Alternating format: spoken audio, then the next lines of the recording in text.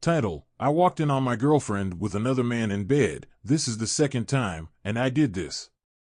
Please don't forget to hit the like button. It costs you nothing and it really supports the channel. Thanks. I never imagined I would be writing a post like this, but I am in a really bad spot in my life right now, and I have read a lot of stories on this subreddit in the past. I've read that sometimes typing everything out and perhaps getting some advice from strangers who have been through this before can be therapeutic. I don't know exactly where to begin, so I'll try my best to tell this in a succinct way that still gives the important details. We will call her Kara. When I met Kara 6 years ago, I was just getting out a relationship that ended very similarly to the way this one just did. I had walked in on my ex with another man naked in our bed. Being younger at the time, I did not take it nearly as maturely as I have this time. That experience left a deep emotional scar and sense of insecurity within any other relationship I have had since. Kara and I bonded through this, because she too had been cheated on by her first boyfriend several times and knew the pain of betrayal very well. I had just gotten out of the Navy due to a medical discharge, and I had no place to stay because my parents were homeless living in the basement of their friend's office building. Because of this, Kara's mom told me I could live with them until I can get my own place, and I graciously accepted. At this point, Kara and I had known each other for an entire year and had been on a couple dates. After I moved in, we began having a sole relationship and things got very serious, but we still weren't official, at least publicly. Flash forward to the first red flag that came up in our relationship. My friend had me, Kara, and all of my high school friends over to his cabin for a party. I should note that my friend that was hosting this party was silently and secretly holding a torch for Kara, and I got the feeling if I was not in the picture at that time, they would have ended up dating. That night, they kept saying they wanted to try sleeping in a tent to see if they could weather the cold early spring temperature. I proceeded to start placing my things in the tent, and then she told me she and Mike were planning on being the only two out there because it's a two-person tent. Angry and getting flashbacks to a previous relationship, I took a step back for the rest of the evening and let them do what they had planned because I didn't want to cause a scene or an argument and ruin the night. I would find out a month later from some Facebook texts I saw between Mike and his brother that they made out in that tent and huddled together for warmth, and Mike felt very guilty over it but was scared to tell me the truth. After they got too cold in the tent, they came back into the cabin where everyone was sleeping. I had found a nice comfy sleeping spot on the kitchen floor, and she came over to me and cuddled up next to me. I told her, "I think Mike went over there," and she said, "I don't care, I want to be with you." I had a pit in my stomach because I knew in my heart at that time there was only one thing they were probably getting up to in that tent, but I told myself her and I were not officially a couple yet, and I tried to put it behind me. When I learned the truth through the Facebook messages, I confronted her about it, and she claimed she had forgotten all about it because she was so drunk that night, and then instantly flipped the script when I got Mike's side of the story, and he told me they had both agreed to keep it a secret. To say I was scared of what this meant for our future was an understatement. I loved this girl so much, and I wanted to make it work with her so badly that I forgave her, and I tried to put it behind me. The way she roped me back in was to tell me she wants to commit to a relationship with me right then and there after the confrontation. That was the only thing she could have said to make me stay. I was so desperate for a relationship with her, I had failed to even stop and consider if this was the correct choice. I said yes. That was all in 2018, and for about 3 years after that we had an amazing relationship. Plenty of intimacy, open communication about our feelings, regular dates, family trips together, the works. I was finally in the relationship I wanted, and sure it needed work, but we were both so young I figured we would grow and mature together and only get stronger. Boy, was I wrong. Flash to about 8 months ago in summer of 2022, we were living together in our own apartment. I had a full-time job at the hospital, and she was a CNA at the same hospital and an EMT on an ambulance, all while also attending nursing school. I was extremely proud of her ambition and work ethic. I would tell her that all the time. Our plan was after she finished nursing school, she would begin to support us more and allow me to start going to school full-time. Things were looking up until I started to feel like she wasn't putting in nearly as much into the relationship as I was. Our sex life slowed down. She would never reciprocate my back massages or any physical affection, and she wouldn't clean the apartment ever. Even if I tried to ask her to help, she would always make some excuse like she is too tired or she has to study, and these trivial things would become a much larger point of contention. We began drifting apart. We began bickering more often, not spending as much quality time together, and no amount of conversations would change any behavior. We had a serious talk and discussed breaking up, but we both decided we weren't giving ourselves enough chance to work through this rough patch, and we decided to stay together and see if we could ride it out. I made a mistake when the day after this serious talk, on a whim, I texted her telling her I don't believe anything in our relationship is going to change, and maybe we should just see other people. I instantly regretted that text the moment I sent it, and I wished I would have waited just 40 more minutes until she got home so we could talk about it more. I believe this was the day our relationship truly died. We would still text every day after the breakup, but she went to live with her mom for about 2 to 3 months and only started slowly moving her things back in after lots of deep text conversations and us promising we were both still committed to each other. When November rolled around, for a brief few weeks, things were better. We were having more fun with each other again, she was living with me full-time again, and even our sex life had gone back to how it was when we first got together. All of that came to screeching halt when her father became extremely sick with a horrible disease that shuts down all organs in your body and will kill you if not properly medicated and on a ventilator. He was in the hospital for over 2 months and everyone was worried he would not make it. Around this time, Kara began getting much more depressed. The last time we were intimate was around the time her dad went into the hospital.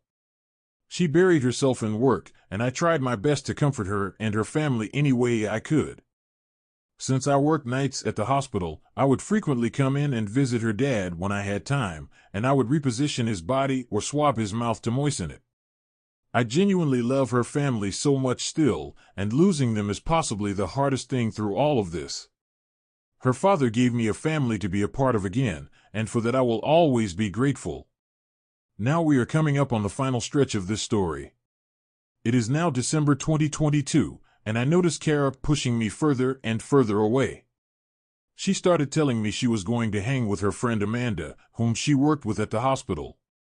I had never met Amanda before, but I had no issues with her getting out and having some fun with friends when she could.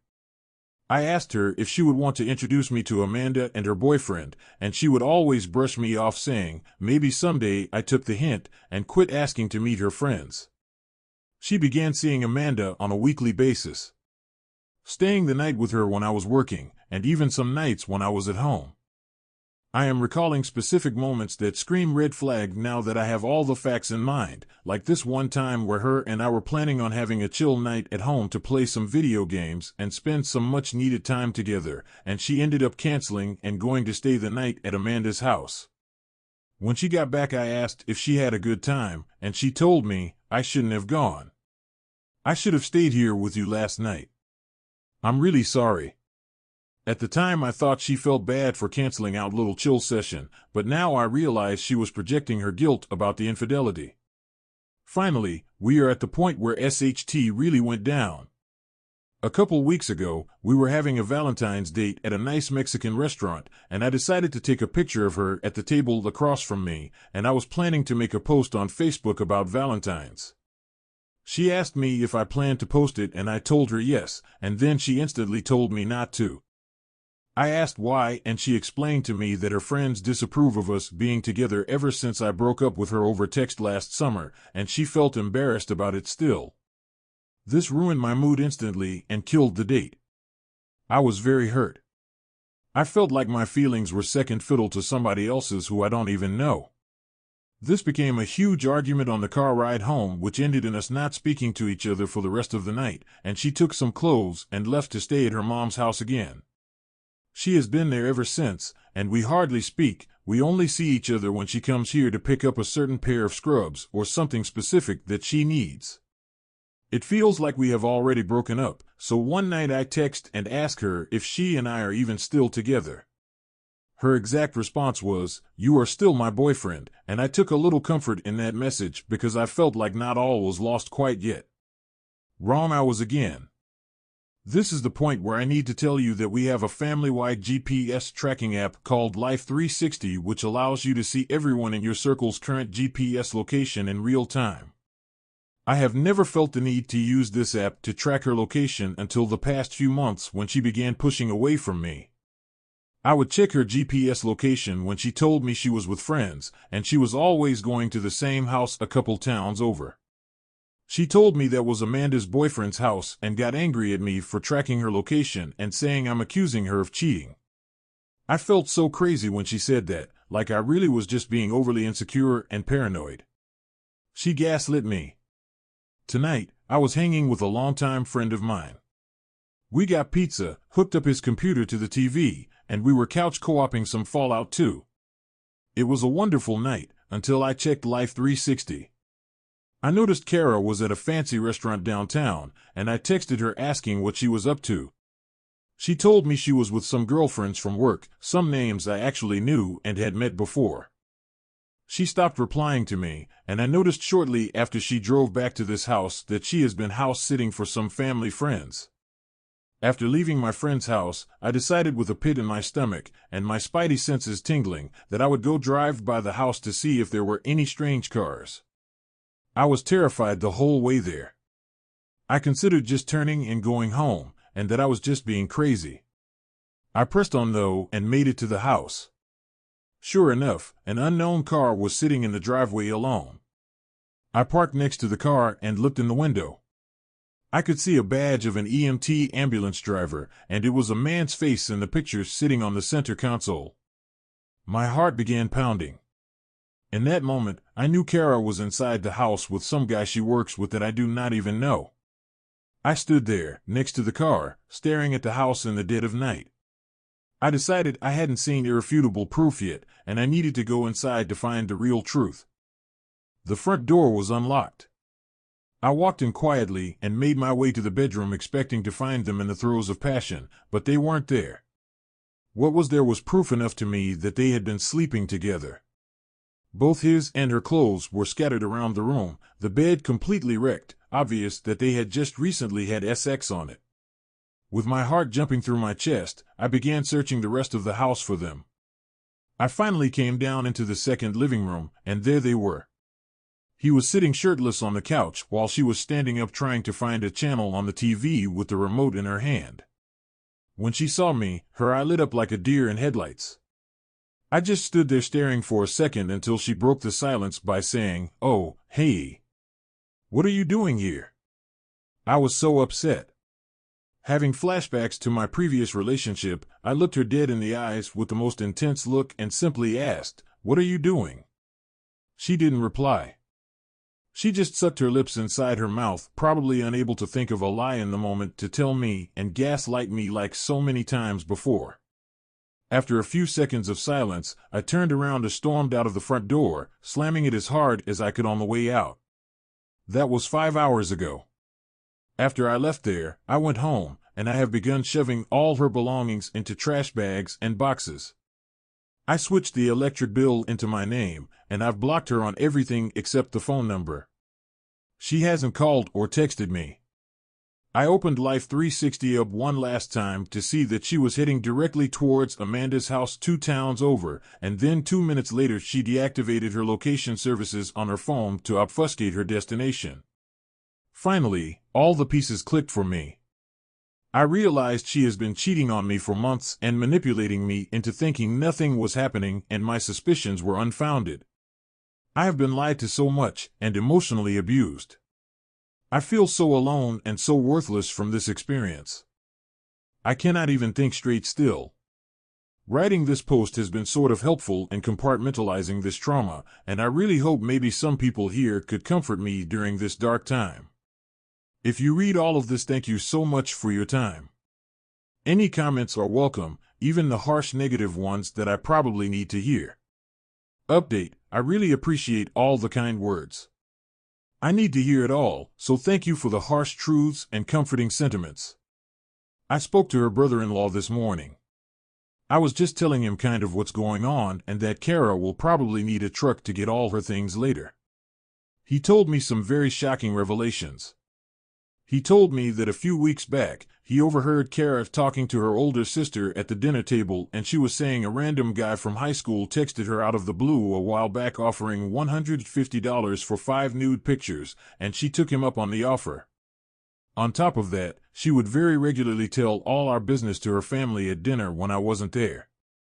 She openly admitted to purposely withholding sex from me as some sort of punishment for the breakup last summer, saying I don't deserve it, why should I get it? This is a completely different tune than what she told me time and time again. She would always state it was due to stress about her dad's poor health and her depression, to which I would always try to be understanding about. To say these revelations added insult to my already injured ego and heart would be an understatement. I have been waiting all day with very little sleep for Kara to come pick up her things. As a silly sort of humorous side note, we have these block letters hung up on the wall that spell out home, and just for the hell of it, I removed the M and pushed the E closer to spell HOE. It gave me a much-needed smile, and I really hope she saw that. I was also slightly maliciously packing her things. I was shoving all photos of us, old love notes, etc. in any bag or box I had nearby at the given moment. The immature, vengeful side of me hopes that she will eventually stumble across all these memories as I had to while packing them up and feel at least a fraction of the pain she has caused me over the years. I don't think that will be the case, however. As I'm writing this, Kara and her brother have just finished getting all of her things out of the apartment. They are gone.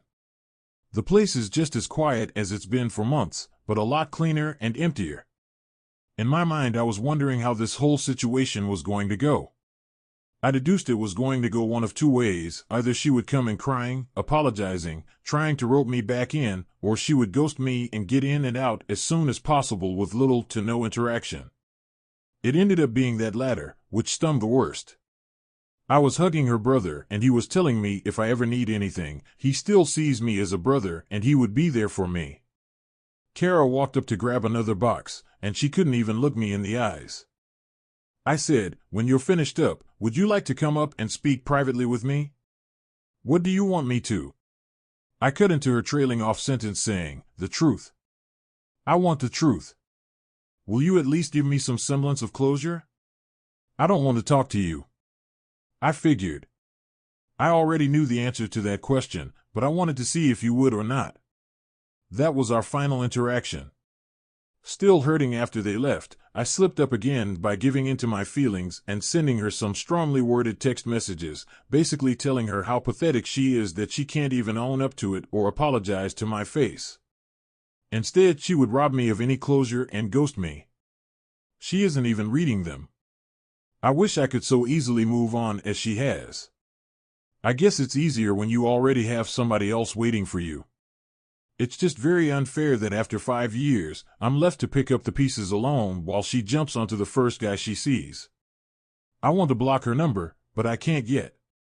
My car title has both of our names on it, and I want to make sure I can switch it to myself only before I completely cut contact with her, just in case the bank has some sort of in-person consent policy for changing the title. After that is figured out later this week, I will finally be finished. To the people talking about common law, the state we are in does not recognize common law unless you already attained a common law marriage in a different state and moved here. As for reporting them to their employer, I simply do not know this guy's name. I could not report them if I wanted to, and to be honest, I'm not the kind of person to try to go nuclear like that.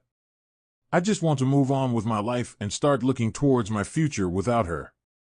Thanks again for the comments. I don't think another update will be necessary, but if something crazy and unexpected happens, I will surely come talk about it here. This whole process of typing out my experience and being able to dissect and reread it while also taking feedback from experienced strangers has been very helpful. Until next time, trust that they suck. The reason why your ex-girlfriends keep cheating on you is because you lack boundaries. You suspected that Mike had a thing for your girlfriend, and yet you allowed them to go outside to the tent together. You said, and I quote, "I took a step back for the rest of the evening and let them do what they had planned because I didn't want to cause a scene or an argument and ruin the night." Well, that's a big red flag right there. And that just shows you that she belongs to everyone. She knows that you will take her back after she's done with Mike, which unfortunately you did. That just shows her that you're willing to tolerate whatever she throws at you because you don't have any boundaries. Even after you caught her in a lie, you said, and I quote, "The way she roped me back in was to tell me she wants to commit to a relationship with me right then and there after the confrontation." What this tells me is that you are desperate for a relationship and she knows it. So when you caught her in a lie, she had one card to play to manipulate you. And she knows what card to play, which is the relationship card. And she was dangling that in front of you. As a man, you shouldn't be desperate to be in a relationship with a girl that you're already having sex with because she had already given that power away. The only thing that you have over her was the power of having a relationship with her. And you gave that away as a reward for her dishonesty and her gaslighting. If a person cheats on you once, what's to stop them from doing it again? She made a promise to you that she's committed to the relationship. And guess what? She cheated on you. No matter what their excuses, if they cheat on you once, they will find other reasons to do it again. In this case, she knows you very well, and she's able to manipulate you, and she knows the right thing to say. And when you caught her, she blamed you for it. It's not your fault if it happens once, but if it continues to happen again and again, then you have to stop blaming the girl and start blaming yourself because they will only do things that you allow them to do. And if you have no boundaries, she will continue to push you till she loses attraction for you, and then she's going to dump you. I hope now that you're wise enough to realize that she belongs to everyone. And the moment you have boundaries, you attract the kind of woman that deserves you. But something tells me that you will run back to her again as soon as she promised you that she will be loyal. Please don't forget